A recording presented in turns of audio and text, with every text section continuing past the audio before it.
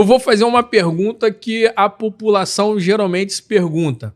E é óbvio, eu vou fazer aqui, a gente está conversando, só para deixar até bem claro para quem está assistindo, hoje você não está no governo, não tem nenhum cargo e tal.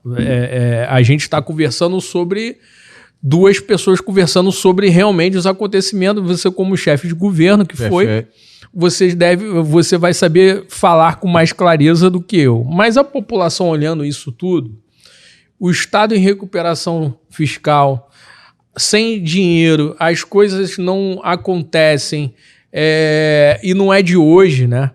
Porque o Estado ele se encontra em recuperação fiscal e na visão da população, que isso desmotiva até um pouco a questão política, é sobre o Estado hoje ser um dos maiores centros de corrupção do país ao longo dos anos. E aí nós chegamos até onde nós chegamos. Porém, as pessoas se perguntam, e a venda da SEDAI? Ela não serviu para dar um gás no caixa do Estado, para poder fazer alguns projetos, algumas coisas que não estavam andando, para meio que tirar um pouco do sufoco durante o período? Isso funcionou, não funcionou? Como é que foi? Funcionou, e tanto funcionou que a gente falando de recuperação fiscal, em 2017 o Estado do Rio de Janeiro entrou em recuperação fiscal, né, na época do governo Pezão, e vem até hoje. Porque a gente está falando de recuperação fiscal, a recuperação fiscal nada mais é que a discussão da dívida que eu acabei de falar. Dos 13 bilhões, tendo pago 155 e ainda dever 155. Então, essa recuperação fiscal já devia ter acabado. Mas né? o governo federal cobra juros? Então, o governo federal não deveria cobrar juros, né? Porque o governo federal não é banco. O governo federal tem que trabalhar para não ter lucro e entregar o que tem para a população. Mas, no final das contas, o governo federal hoje taxa o Estado do Rio de Janeiro com uma taxa superior ao que o mercado financeiro faz, e acaba penalizando o Rio de Janeiro com relação a isso. Essa é a discussão hoje. Mas aí, quando você fala da venda da SEDAI, eu acho que foi a melhor procedimento que pode ser feito à época, e aí parabenizar o governador e o secretário Nicola por esta condução. Esse dinheiro ainda se encontra nos cofres do Estado. Esse dinheiro foi todo repassado aos municípios que fizeram adesão. O recurso foi repassado aos municípios. Só o município do Rio de Janeiro arrecadou mais de 5 bilhões de reais dessa venda. Né? Se você for considerar outros municípios, por exemplo, como São Gonçalo, como municípios do interior, tem municípios que receberam muito dinheiro também para poder fazer a reestruturação. E, além disso, não só receberam o dinheiro para os seus caixas, mas também estão recebendo investimento no saneamento feito pelas empresas, previstos em contrato, né? Então, assim, eu acho que foi muito importante ter acontecido. Mas aí a gente vai para a pauta da utilização do dinheiro. Por quê? Na hora que a gente entende que esse dinheiro é um dinheiro extra que está entrando no cofre do Estado para poder fazer as coisas acontecerem, só para você ter uma ideia, o custeio do governo do Estado com segurança pública é de 9 bilhões de reais.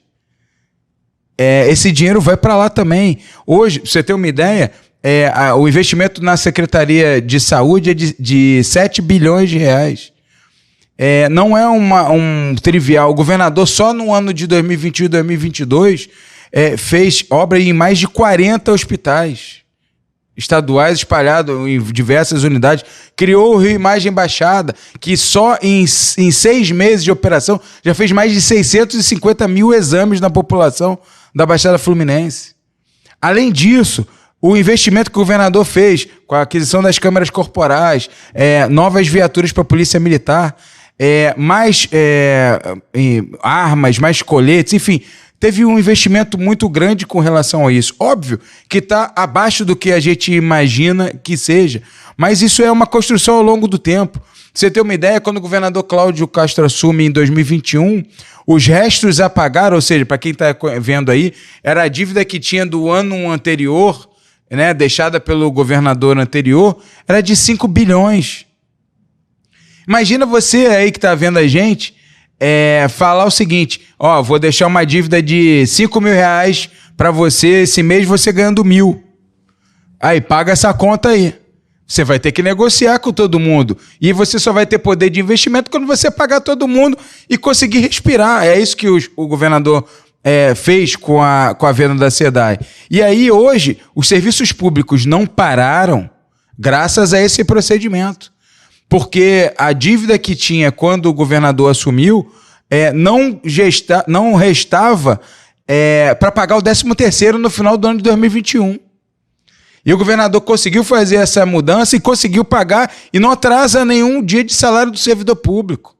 O governador conseguiu dar aumento para o policial de mais de 50%. Policial militar, policial civil, bombeiro militar. O governador conseguiu agora está no processo de contratação de mais de 15 mil profissionais da educação para recompor a sala de aula, de profissionais temporários para a educação.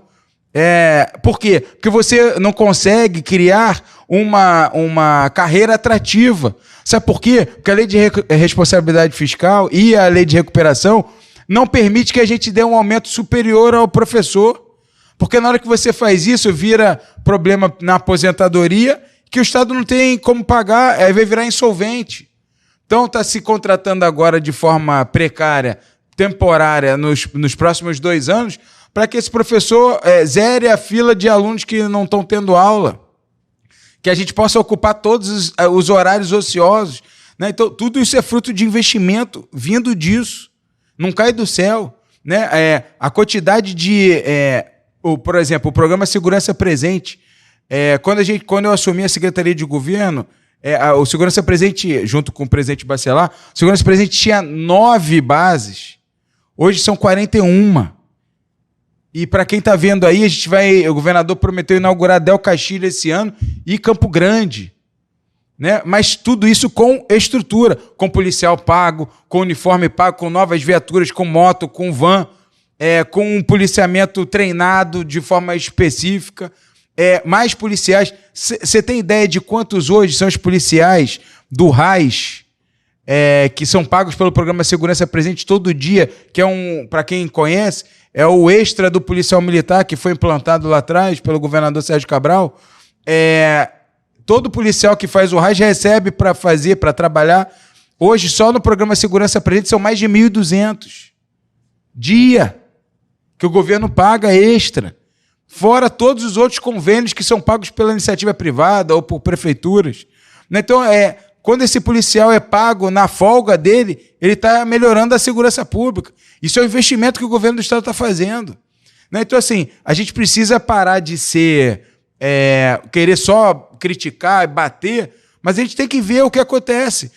Por exemplo, lá outra circunstância da Secretaria de Governo, quando a gente chegou, a Operação Lei Seca tinha 7 equipes para tomar conta do estado inteiro. Quando eu saí da secretaria, eram 30 equipes. Mas aí você fala assim, mas vai fiscalizar aquela blitz que o pessoal fala aí que é caça-níquel. Não, na verdade não. Sabe por quê? Hoje, 50% do nosso orçamento, né, lá na Secretaria de Governo, para a Lei Seca, é voltado para a educação no trânsito. Tem um programa que a gente criou à época, chamado Educação Nota 10, que vai ensinar a criança na escola de ensino médio para que ela possa entender qual é a complicação de dirigir depois de beber.